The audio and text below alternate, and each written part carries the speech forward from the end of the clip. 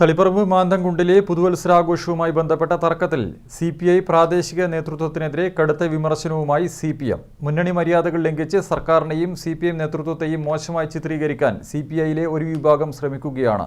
ഇടതുപക്ഷ വിരുദ്ധരെ കൂട്ടുപിടിച്ച് നടത്തുന്ന ഇത്തരം ദുഷ്പ്രചരണങ്ങളിൽ നിന്ന് സിപിഐ പിന്തിരിയണമെന്നും നേതാക്കൾ ആവശ്യപ്പെട്ടു.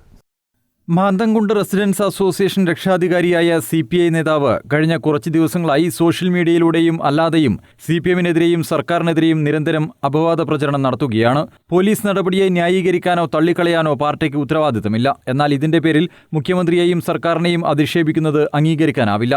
കഴിഞ്ഞ ദിവസം നടത്തിയ പോലീസ് സ്റ്റേഷൻ മാർച്ച് ഇടതുപക്ഷ വിരുദ്ധരായ വലതുപക്ഷ പാർട്ടികളെ ചേർത്ത് പിടിച്ചാണ് നടത്തിയത്. സർക്കാരിന്റെ മുഖത്ത് ചെളിവാരി എറിയുകയും മുഖ്യമന്ത്രിയെയും സർക്കാരിനെയും ചീത്ത വിളിച്ചതും മുന്നണി മര്യാദ ലംഘനമാണ്. വലതുപക്ഷത്തിന്റെ കയ്യിലെ കോടാലിയായാണ് സിപിഐയിലെ ചിലർ പ്രവർത്തിച്ചതെന്നും സിപിഎം കുറ്റപ്പെടുത്തി. ആർക്കെതിരായിട്ടാണ് മാർച്ച്? ആ മാർച്ചിൽ പ്രസംഗിക്കുന്നത് ആർക്കെതിരായിട്ടാണ്? ആ മാർച്ചിൽ വിളിക്കുന്ന മുദ്രാവാക്യം ആർക്കെതിരായിട്ടാണ്? അത് ഇടതുപക്ഷ ജനാധിപത്യ മുന്നണിയുടെ മര്യാദയ്ക്ക് ചേർന്ന മുദ്രാവാക്യങ്ങളുടെ പ്രസംഗങ്ങളാണ് നടന്നത്. ബി.ജെ.പിക്കാരനെ കൂട്ടിയില്ലേ? ബി.ജെ.പിക്കാരനെ കൊണ്ട് പിണറായി വിജയനെതിരെ പ്രസംഗിപ്പിച്ചില്ലേ? ലീഗുകാരനെ കൊണ്ടുവന്ന് പിണറായി വിജയനെതിരെ പ്രസംഗിപ്പിച്ചില്ലേ? കോൺഗ്രസുകാരനെ ആവേശത്തോടെ പ്രസംഗിച്ചില്ലേ? മുഖ്യമന്ത്രിക്കെതിരായിട്ടും ഇടതുപക്ഷത്തിനെതിരായിട്ടും. ഇതാണ് ഒരു ഇടതുപക്ഷ മുന്നണിയുടെ മര്യാദ. അപ്പൊ അതുകൊണ്ട് ആ പറയുന്ന പ്രദേശത്തുള്ളവർ യഥാർത്ഥ CPI ആണ് എന്ന് കരുതാൻ വേണ്ടി കഴിയില്ല. CPM വിരോധം മാത്രം ഉള്ള ഒരു കൂട്ടരാണ്.